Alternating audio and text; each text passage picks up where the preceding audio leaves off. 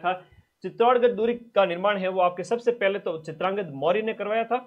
ये मेसा के पठार पर स्थित है और राजस्थान का सबसे बड़ा, ये मेसा के पठार पर स्थित है, राजस्थान का जो है सबसे बड़ा लिविंग दुर्ग है जहां पर सबसे ज्यादा संख्या में लोग रहते हैं। ये चित्रांगद मौर्य के द्वारा बनाया गया, बप्पा रावल के द्वारा।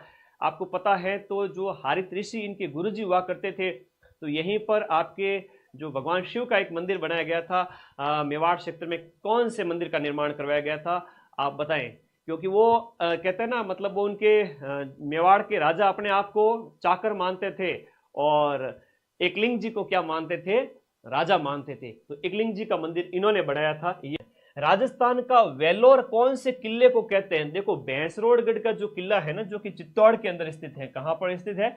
जो कि आपके चित्तौड़ में स्थित है।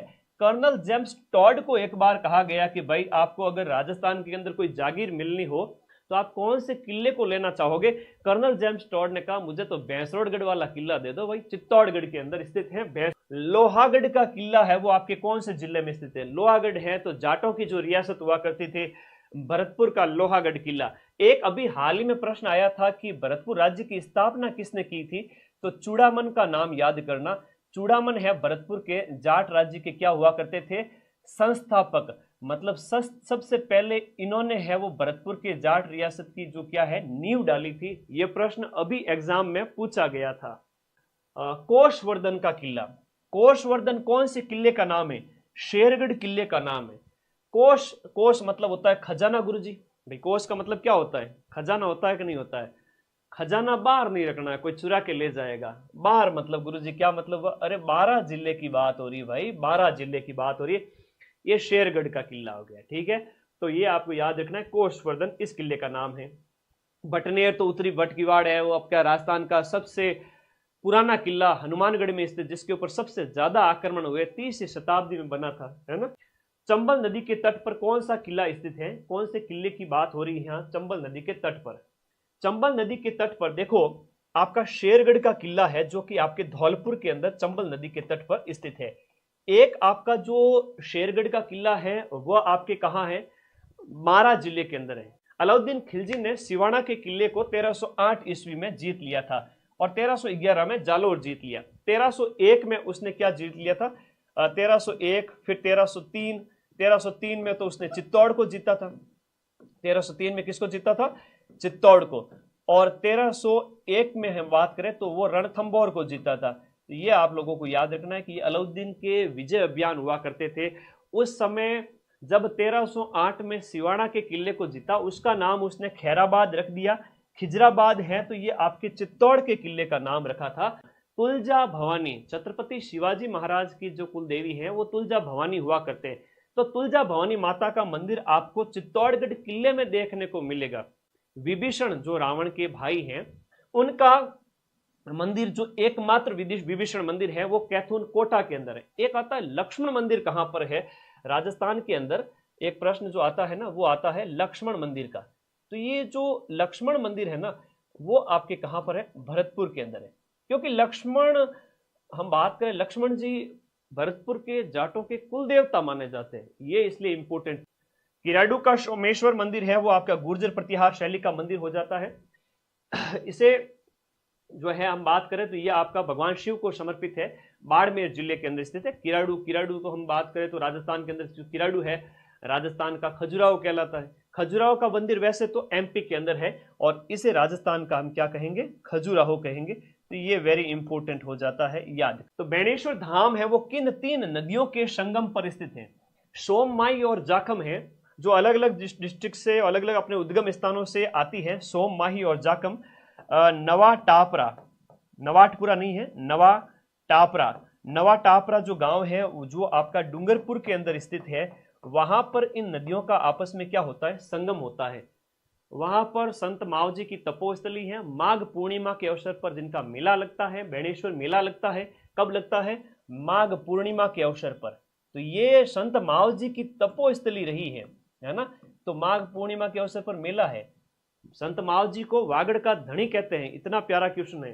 दरगाह जिसे अब्दुल्ला पीर के नाम से जाना जाता है, बोहरा मुस्लिम संत जो है अब्दुल रसूल का लोकप्रिय मकबरा। अब्दुल रसूल और अब्दुल्ला पीर की दरगाह अगर पूछे तो वो है बांसवाड़ा के अंदर है। कहाँ है? पीर फखरुद्दीन की मजार। पीर फखरुद्दीन बाबा की मजार किस नदी के तट पर स्थित है? तो ये आपकी माही नदी के तट पर है। माही नदी वो नदी है जो आपके बांसवाड़ा और डूंगरपुर को ऐसे न दो बार काट, मतलब कर्क रेखा को दो बार काटती है। कर्क रेखा को दो बार काटने वाली जो नदी है वो आपकी माही नदी है। ठीक है, तो ये फखरुद्दीन बाबा की जो मजार है ना वो गलियाकोट के अंदर स्थित है, और गलियाकोट स्थित है आपके कहां पर? डूंगरपुर के अंदर। ठीक है, तो गलियाकोट आपके डूंगरपुर के अंदर स्थित है, वहां पर पीर फखरुद्दीन बाबा की मजार स्थित है।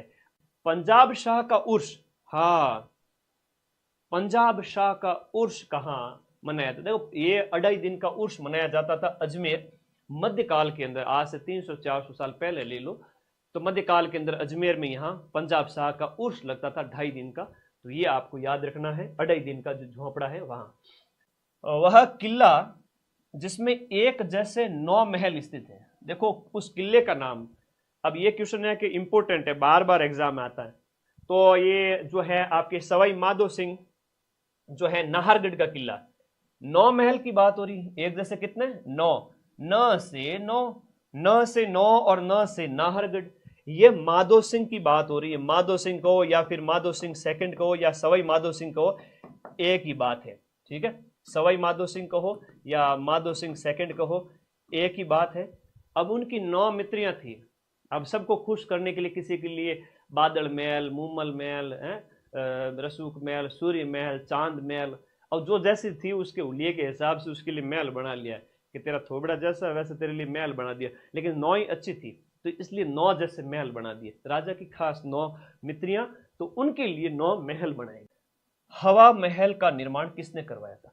देखो हवा महल का निर्माण सवाई प्रताप सिंह ने करवाया था 1799 ईस्वी के अंदर, और इसकी 5 मंजिला है ना। मंजिलें कितनी हैं? 5 मंजिल हैं। लालचंद उस्ता इसका वास्तुकार है। मोर की मुकुट के समान इसका आकार है। आप देखोगे तो मोर का मुकुट है, ऐसा लगता है जैसे क्या है ये? मोर का मुकुट है। पृथ्वीराज, जो पृथ्वीराज की 12 खंभों की छतरी, ये निम्न में से कौन से किले में स्थित है? देखो कुंभलगढ़ का जो किला है जो कि राजसमंद के अंदर स्थित है, कुंभलगढ़ का ये किला, इस कुंभलगढ़ के किले की बात हो रही है। उड़ना राजकुमार पृथ्वीराज है ना, सिसोदिया, उड़ना राजकुमार। उड़ना राजकुमार इसका नाम क्यों पड़ा? अरे जब ये युद्ध में तलवारें चलाता था ना, एकदम ऐसा लग रहा था कि उड़ रहा है, इतना वीर था ये। तो इसकी जो 12 खंभों की छतरी है वो कुंभलगढ़ किले के अंदर स्थित है, राजसमंद में। बार बार प्रश्न आता है, मामा देव का कुंड कहाँ है? ये प्रश्न भी एग्जाम में पूछा जाता है, लिखो। और दुर्ग में आपको पता है मामा देव कुंड भी है, एक बहुत इंपॉर्टेंट है कि आपको जहां पर कुंभा की हत्या उसी के बेटे उदा ने कर दी थी। ये प्रश्न भी एग्जाम में आता है। शालिम सिंह की हवेली, एक है नथमल की हवेली, पटवों की हवेली। ये प्रश्न बार बार एग्जाम में आता है ना। पटवों की हवेली हो गई, शालिम सिंह की हवेली है, नथमल की हवेली है। ये प्रश्न बार बार परीक्षा में आता है और पूछा जाता है। शालिम सिंह की हवेली, नथमल की हवेली, पटवों की हवेली, ये आपके कहां पर है? जैसलमेर के अंदर स्थित है। तो और बछावतों की हवेली है, मूतों की हवेली है, तो ये सब आपके कहां पर है? बीकानेर के अंदर है। बछावतों की हवेली है, मुहतों की हवेली है ना। बच्चा है वो बीकाजी भुजिया खाता है। ऐसा थोड़ा याद करा करो यार, पढ़ाई किया करो एकदम मजा, एकदम हंसी मजाक के अंदर। इतना मत पढ़ो कि जिंदगी तमाम हो जाए, इतना पढ़ो कि सिलेक्शन हो जाए बस।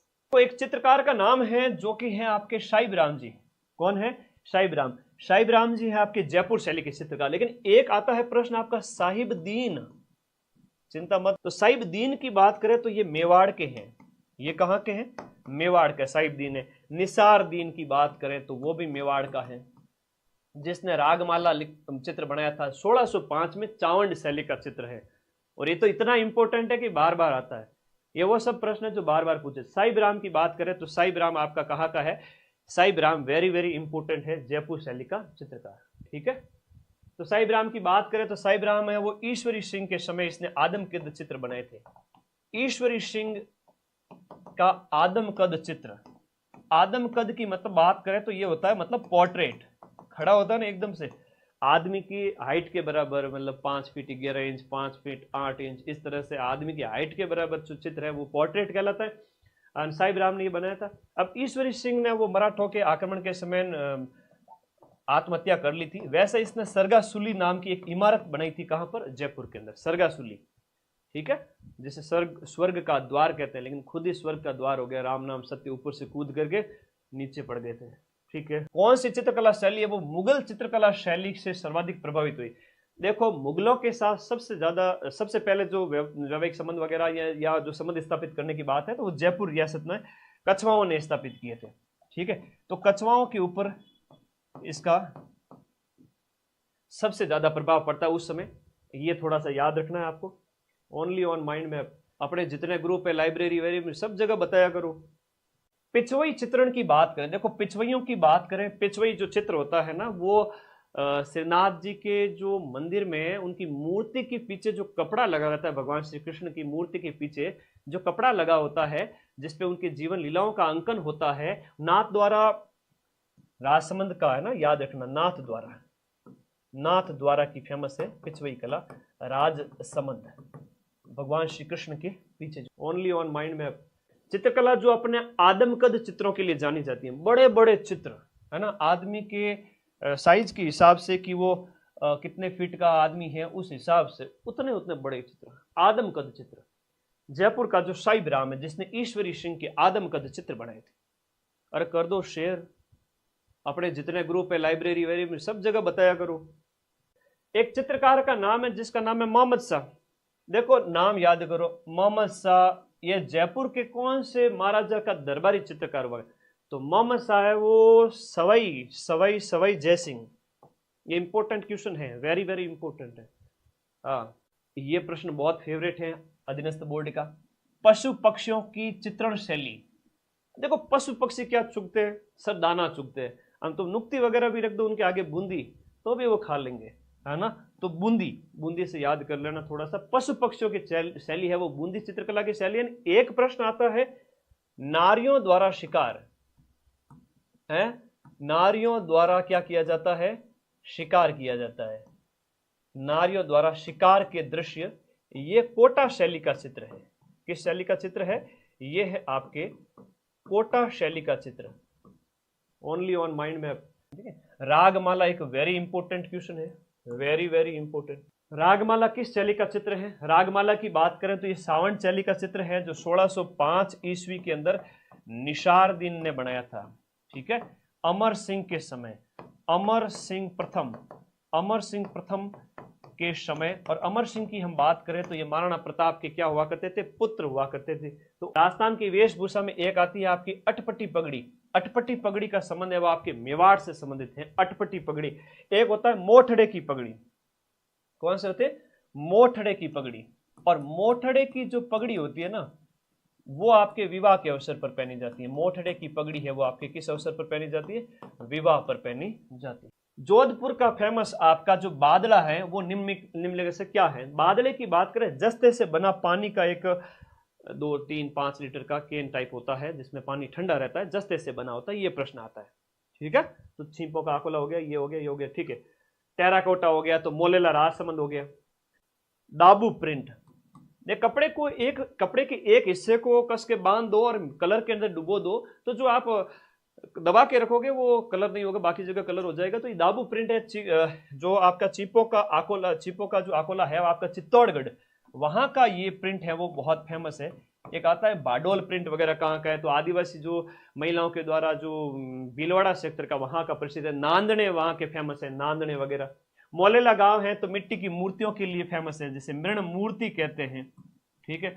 और एक प्रश्न पूछा गया था हाल ही में, खंगा क्या होता है ना? खंगा है वो आपका साफा हुआ करता था मध्यकाल के अंदर, ठीक है। तो भाई पुरुषों के द्वारा जो साफा पहना जाता है सिर के ऊपर, वो खंगा कहलाता है। तो राजस्थान की वेशभूषा से ऐसे ऐसे प्रश्न भी आ रहे हैं।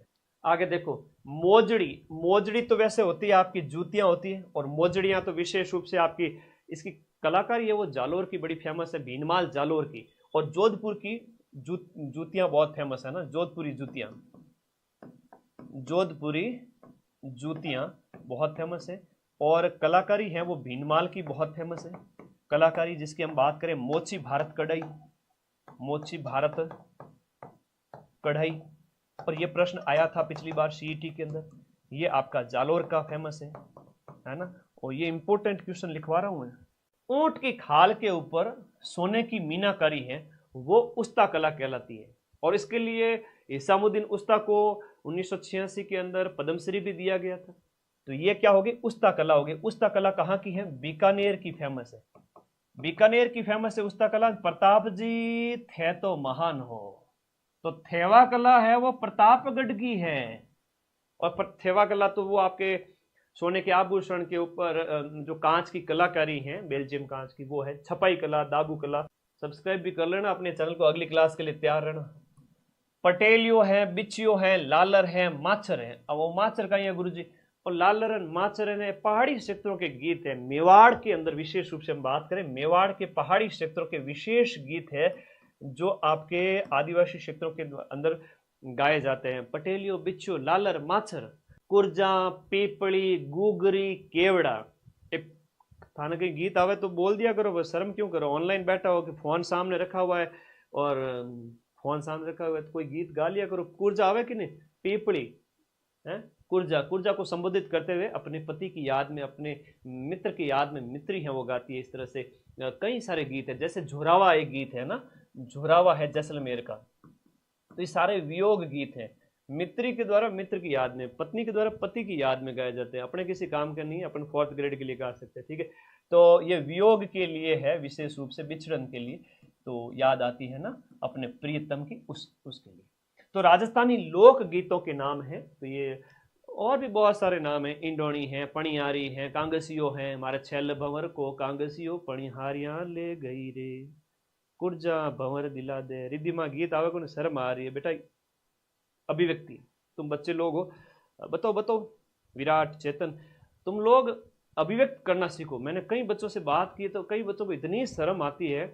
और कभी बार होता है ऐसे मिल जाते हैं तो इतने काहे की शर्म है। डरा मत करो, बोलना सीख। जहाँ से बार बार क्वेश्चन आते हैं, अधिकांश प्रश्न इस क्लास से मिल जाएंगे। तो बस तुम इस चैनल को सब्सक्राइब करके रखना, तुम्हारे लिए बैक टू बैक क्लासे लाऊंगा। अगला लिखो, फड़ बाजते समय पाबूजी के भोपों का वाद्य यंत्र कौन सा है। देखो, फड़ बाजते समय पाबूजी के भोपों के द्वारा रावण हत्ता वाद्य यंत्र का प्रयोग किया जाता है। मोरचंग तो सबसे छोटा है, जिसे जूझ हार्प कहते हैं। क्या कहते हैं, जूझ हार्प। और सबसे छोटा वाद्य यंत्र राजस्थान के अंदर कोई है तो वो आपका जो है यही है, मोरचंग। इसे सीटी की तरह होता है, ऑटो के बीच में रख के बजाया जाता है। यूरोप में इसको जूझ हार्प कहते हैं।